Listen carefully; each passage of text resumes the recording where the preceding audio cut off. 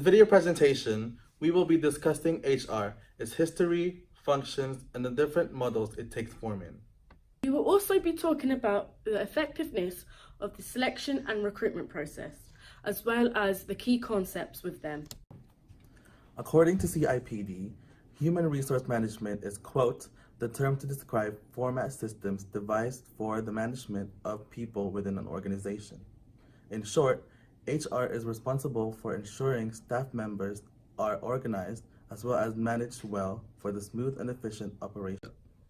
If you see this graph of the history of human resources function, in the early days, the human resource function was much different than what we know now. It was more focused on personal management, such as employee and labor relations regarding worker safety, compassion, and welfare problems. Whereas in the modern era, the new technologies and more knowledges are coming through human resources management, and these has contributed to the improvement of the quality of human resources by staffing and talent managing and training.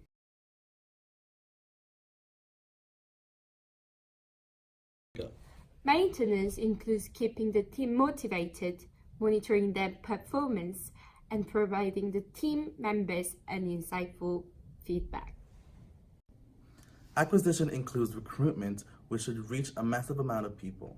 In order to develop the organization, training must be implemented to ensure that the staff has the right knowledge and are fit to the work.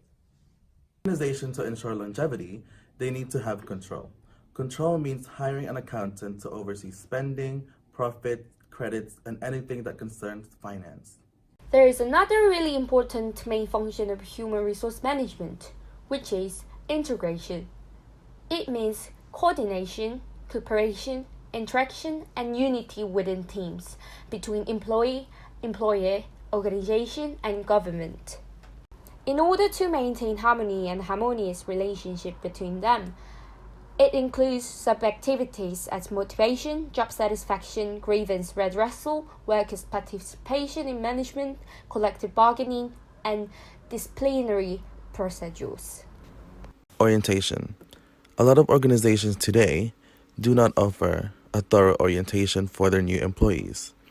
This is a great way to ensure that the new employee are able to adjust themselves and adapt to their environment. Not only will this allow them to be able to adapt, this will also give them the confidence and the motivation to keep going and maintain their work ethic. Maintaining a good working condition is a huge responsibility for the human resource management. They need to provide their current and future employees a good working condition so that the employees can like where they work. Liking where they work can improve their morale, boost their confidence, and improve the whole teamwork process. Along with good working conditions, human resource management should come up with a system to provide their employees financial or non-financial benefits. This can include days off, paid vacation, bonuses, promotion, and many more. The human resource management should also organize and set up any activities or events that can help employees get to know each other. This will in turn provide a good teamwork skills, a peaceful environment, a healthy and balanced relationship between the employee and the employer, and overall will improve the working conditions. All of the functions and purposes that we have mentioned so far should result in a smooth and efficient workplace that abides the law, includes diversity, equality, and ethical processes. The Harvard model, also known as the Harvard Map, outlines 4 different HR policy areas. Number 1, human resource flows. This involves recruitment, selection, placement, promotion, assessment and appraisal, and termination. Secondly, reward systems. This involves bonuses, pay systems, motivation, and any other financial rewards. Number 3 is employee influence. This refers to the delegated levels of authority, power, trust within the teams, responsibilities, and flexibility. And lastly, work systems. This refers to the definition and design of work and alignment of staff members. Michigan model. Michigan model consists of two perspectives. One is the strategy and environmental perspective, and the other is the human resource perspective. The strategic and environmental perspective represents the relationship between human resource management and organizational strategy, as well as the political, economic, and cultural forces which affect them. They have interactive relationships.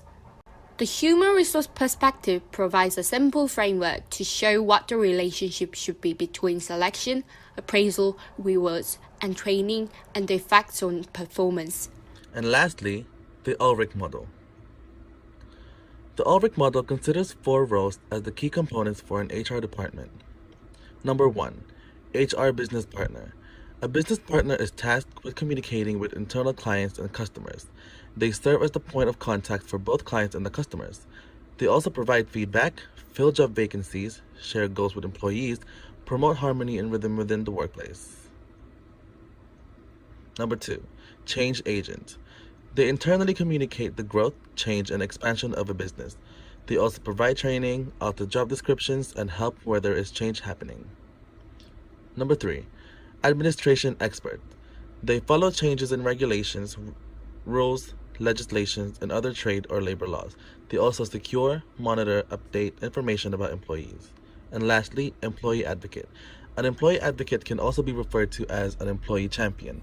They stay informed and aware of employee interests and protects them. They also ensure employee satisfaction, improve morale, and creates a positive workplace.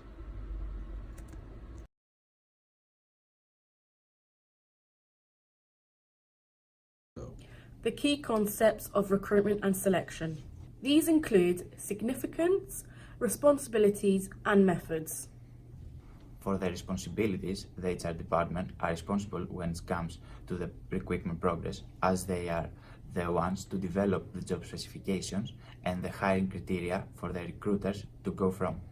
The HR also helps with the recruitment and selection methods and paperwork. Hiring has benefits for the organisation or business. With this, motivated and committed employees show that their objectives are achieved. A job analysis is a process to identify the particular requirements for the job at the organisation. Person specification. This is a description of the skills and qualifications that the candidate possesses. Attracting and managing applicants. Applicants can be attracted through websites, social media, and newspapers.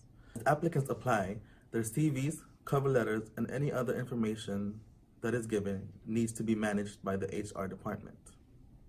Selecting their candidates. This is when the employer calls the candidates that they think is fit for the role and then arranges an interview.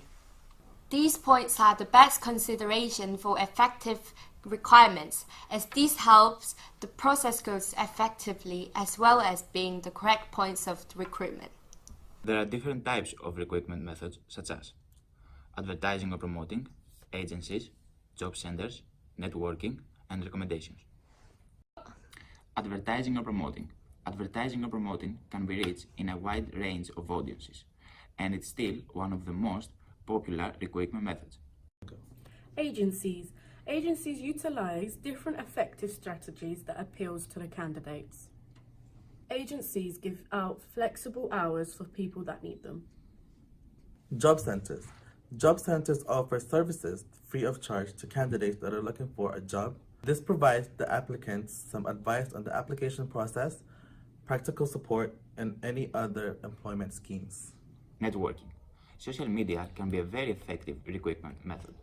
It also has a wide range for qualified professionals, but it is difficult to know if the information about the candidate are right.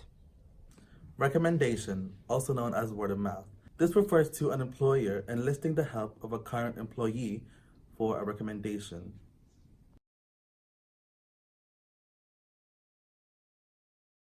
For an effective selection process, there are many things to consider. Cost is often considered because it costs more to select a candidate without qualifications or certifications than it is to hire a well-seasoned applicant.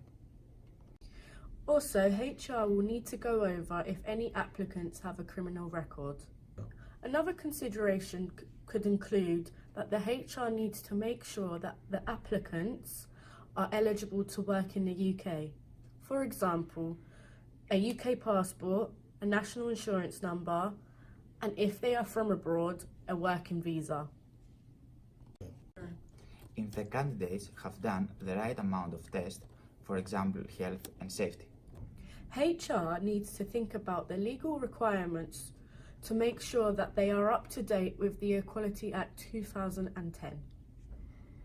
Interviews, psychometric testing, presentation, group exercises.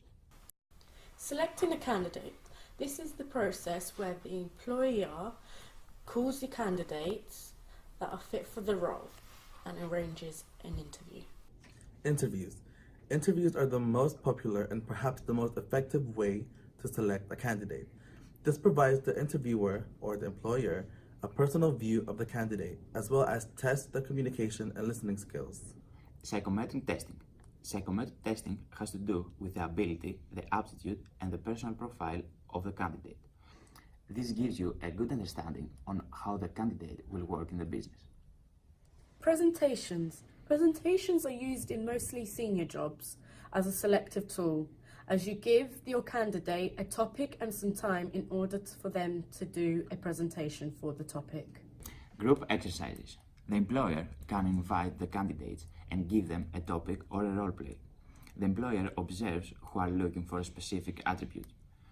This also shows how they work as a team. Making an appointment. This is the interview process where the employer goes through the candidate's CV, cover letter and application form, and then they talk about why the candidate would like the job and what they can bring to the business.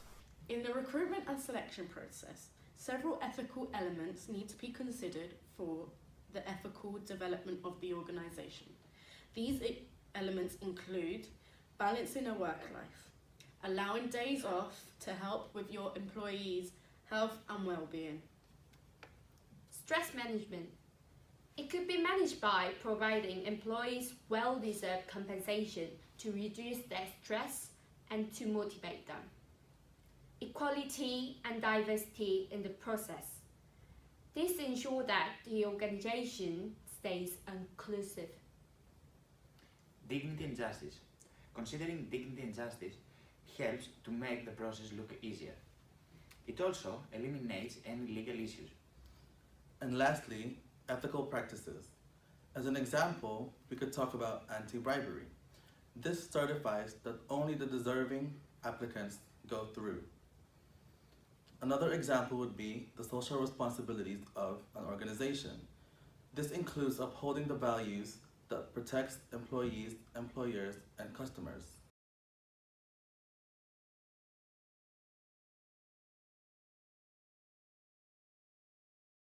In conclusion, we have explored various ways to ensure efficiency in both recruitment and selection methods.